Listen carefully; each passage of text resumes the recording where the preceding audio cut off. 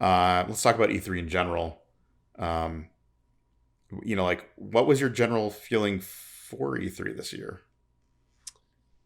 I had low expectations for E3 this year. I think And did they deliver on those low expectations? So, I think they hit the yeah, bar that I yeah. set, right? That there wasn't anything huge. There wasn't the same like, oh my God, did you see the news? Like waiting and trying just refreshing news. Maybe this is me just be getting older. And us getting older. We're not as like, dying for that type of information. But also being in the industry might help that where you're like, yeah, yeah, I know how it's all done. So I know where we're at with all of these. It's gonna be a while. Um, but it may also be that like in the past where I get really excited about E3s is when we're seeing new games and new things that we've never seen before. And that happens a lot with the generation switches. So theoretically this is the prime time frame for that to happen. Last year would have been even better because, none of the major consoles had been announced. People are like, "Oh my god, what are these gonna enable?" With Sony giving their GDC presentation where they announced kind of the specs of the hardware.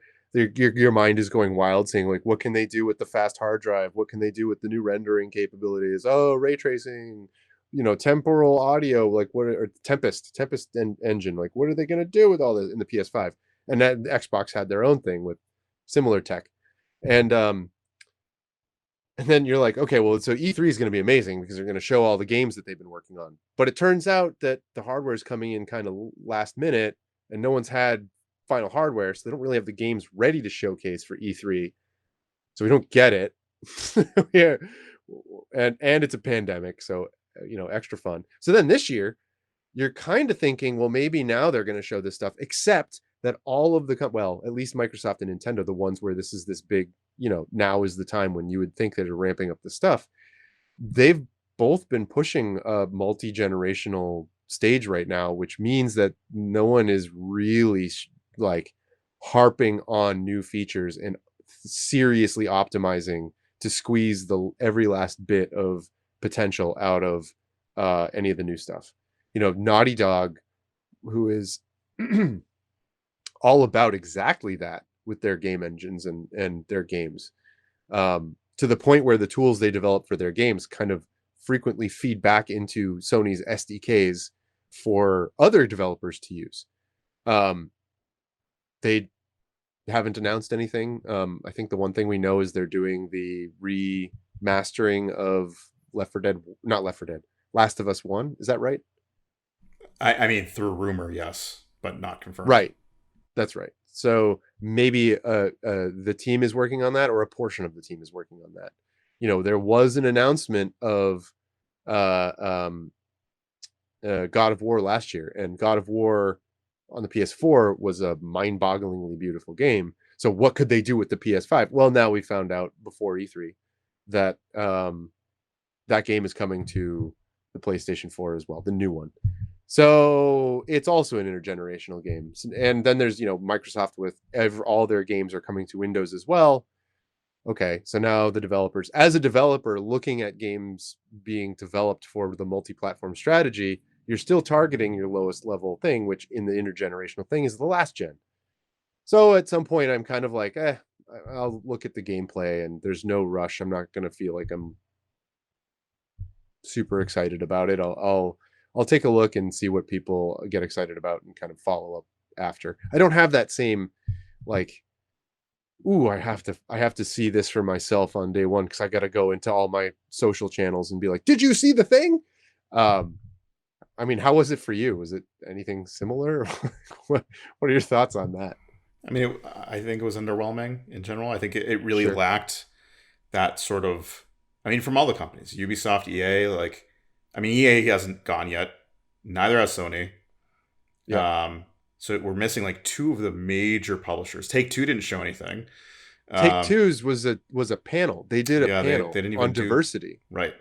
What were some of the other ones? Didn't Square Enix, what did they show? Square Enix showed stuff. So they had like a big Yep. gameplay footage, rollout of Guardians of the Galaxy, Yep. which we can talk about. I know we have a lot to say on that, but I Yep. think my general feeling was that like it was a very underwhelming E3, especially for a new console generation to be there.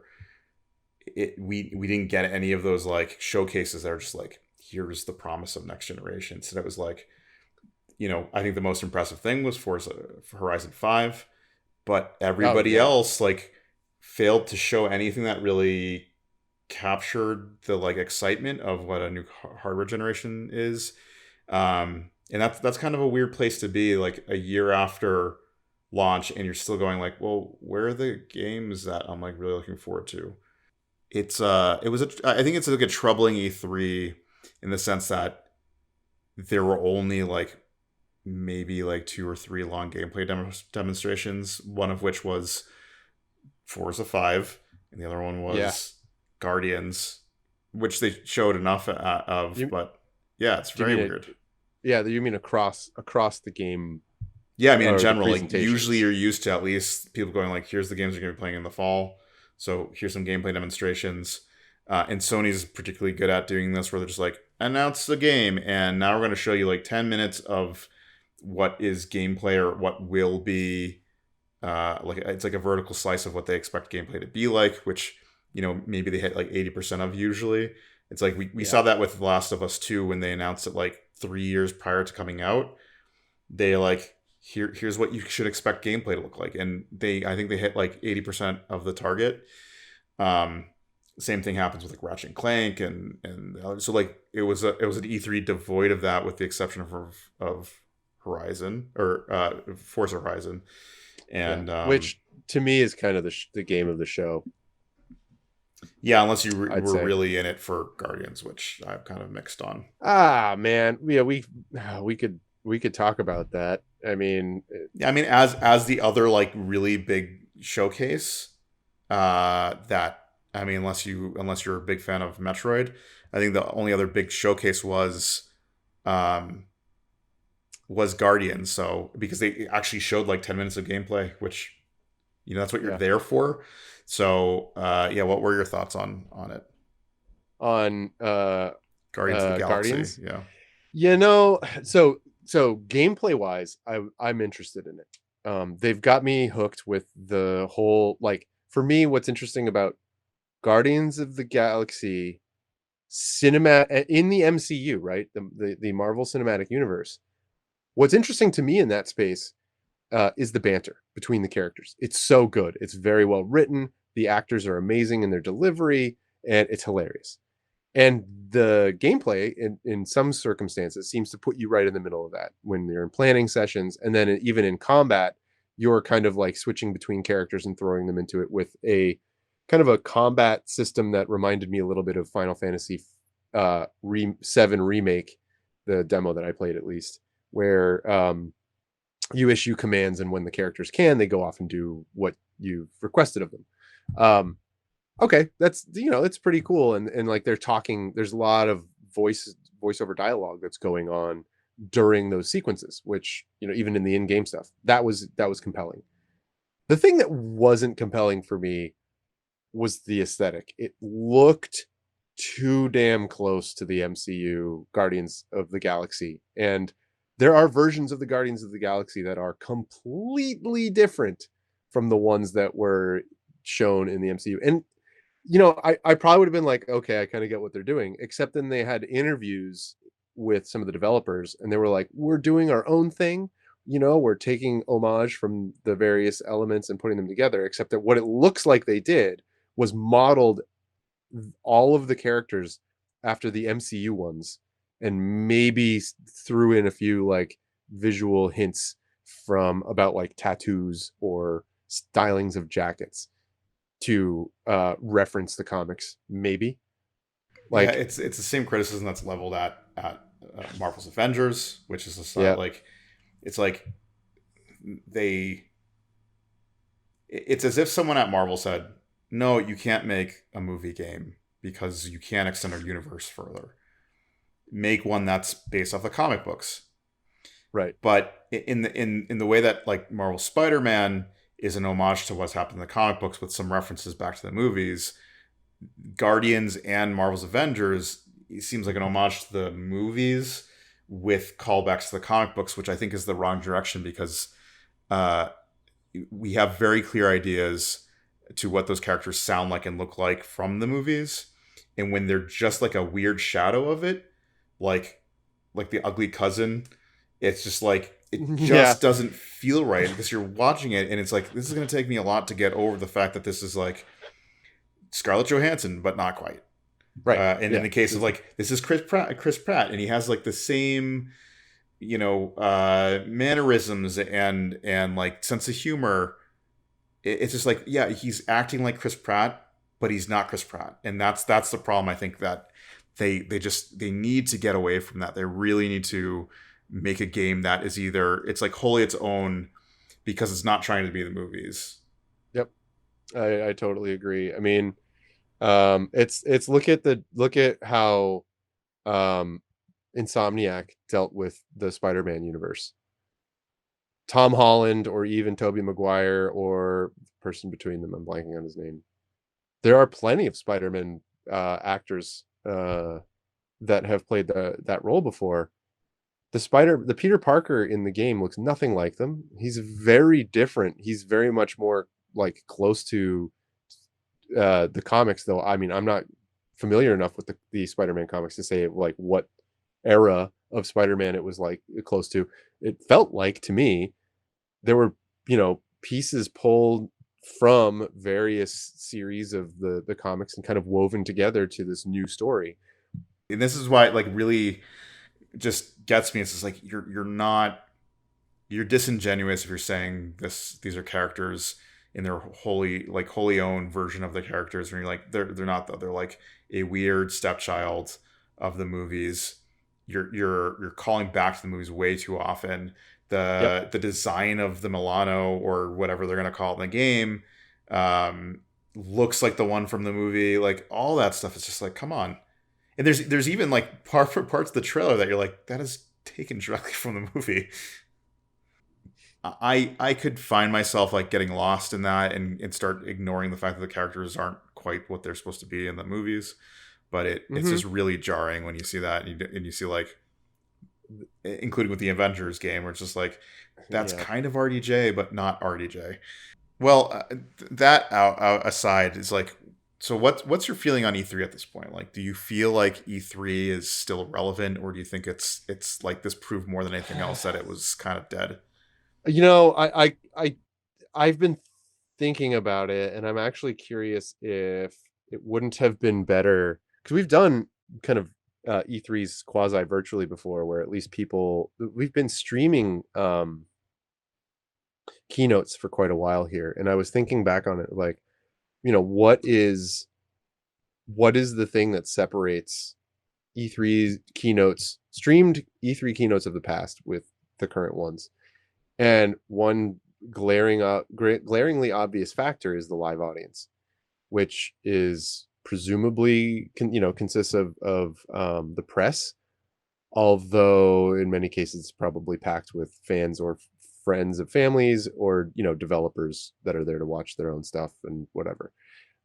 Regardless, there is, when you watch it, there's always that announcer who comes on who's like, coming up, coming soon. And then they have like the stage goes dark and you hear stuff. And then there's like a ding, and you hear that first note of the Halo theme. And then the entire audience erupts in, yeah, which is like, there is an energy to that. It's like the laugh track in some TV shows. And I'm kind of wondering if that didn't somehow have an effect. And otherwise, it feels like a Nintendo Direct, which is just like literally just a, you know, multiple trailers strung together. But I mean, that's been the case for Sony since 2018. Like they weren't doing E3 press Yeah. conferences; they were doing their equivalent of Nintendo Direct. Nintendo, And right. Yeah. they've been.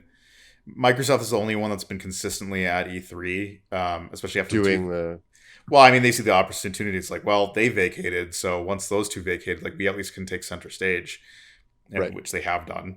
But it's like it's really hard to see the value in E3 as a show Yeah. Yeah. Whereas Summer Games Fest, I feel like does a better job of just being like, if you have a game that's ready, let's sit here.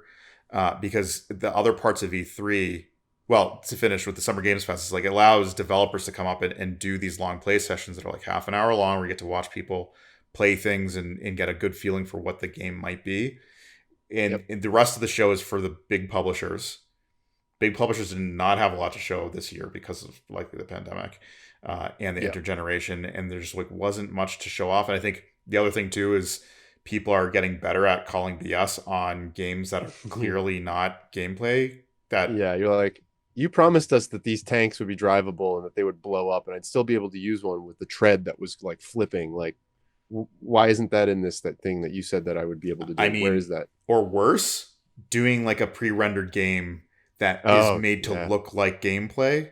So they do things like, oh, the way the camera moves and the way like the HUD display shows up, but you're still watching. You're like, that's not real. I know that's not real. Yep. Yep.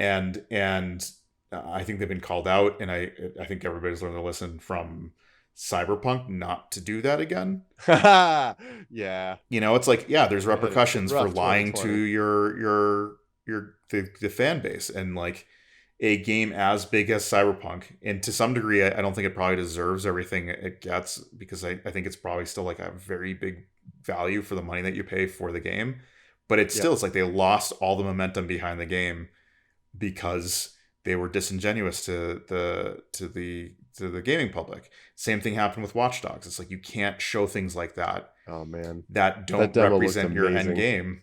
Yeah. Yep. And And then when they showed the actual game footage, it was like, no, I'm not playing yeah. that. So you it's set my it's you set my expectations up here, and then you delivered way down here. Like, no, do right. the other way around. It puts the onus on the developers to be like, you can't roll something out this early when it's not going to be representative of final gameplay. Yep. The only company, like I said, the only company that's been able to do that has been Sony. Somehow they're able to roll out games like 3 years prior to develop to launch as like a vertical slice. And I just don't know if it's just because their studios are constantly rolling and developing, and a game like The Last of Us has like a long like 3 year leg on it. That's just like all your gray boxing and beta or in alpha development, and then you get like 1 to 3 years of beta that allows them to do a vertical slice even super early on. That still is very representative of what gameplay is somehow. It's the only Yep. company I've been able to see that's actually done stuff like that and show a game that early and still have it be like 80% of what you actually get. We'll see. We I mean, still I'm we hopeful still that have EA Play, right? yeah. I mean, I think in terms of E3 going forward, like take it or leave it. I think E3 coming out as a just like a game, like E3 could convert itself into just a window where all the game developers are like summer announcements. Like that's what it is. Right. No, I mean, I Uh, think that's the thing, but that's I think that fine. would happen anyways, right? Yeah. It's like I an mean, well, it would ideal be time for game developers to start rolling out what their fall games are going to be, and yeah, no. I'd say like the thing that's still important and is still extremely important for all three console manufacturers is like you have to outline a roadmap. You can't not do that. You can't give people only what they can look forward to in the next 3 months. You have to give them something to look forward to, and Microsoft has done that. Nintendo weirdly is not. Like I think this is where Nintendo's kind of failing a bit, where it's like It's they're not giving you a roadmap besides. here's a bunch of games and well, do they tell you when they're all coming? I think they might say No, that they're coming I soon mean, or something. I did a dump of all the announcements. Almost all the games are coming out this year. Zelda Breath of the Wild sequel will has an unknown date attached to it. Yeah, there are some I'm looking at the list. There are some games that weren't quite covered in there for some reason, but still, Yeah, a roadmap's important is basically what it comes down to. yeah, I agree. And giving players an expectation of like, oh, I'll be able to play this game then, and then I'll beat it, and I can play that game then. It gives them, us as players, the ability to get excited and remain excited about playing games instead of being like, well, I know these are kind of in development, and then 6 months later you're like, oh yeah, that's in development. Yeah. Instead of getting excited and being like, oh, I know when that's coming. Oh man, November can't come fast enough. Yeah. That kind of thing. you know. Yeah, just like being Um, like, oh, like I own a PS5, and like what's I coming? like, yeah, it's like I don't I know. know I'm looking forward to God of War Right. or In in 2022, Horizon maybe Zero 23 Dawn. So, and to be fair, for Forbidden Sony West. and PlayStation did do a good job at doing it after like their PlayStation 5 showcase before its launch, to go like, here's a Yeah. handful of games you can look forward to, but they have to re-up it. They have to re-up it every year to be like, here's the new roadmap, here's the short-term roadmap, and here's like the 2 to 3 year outlook.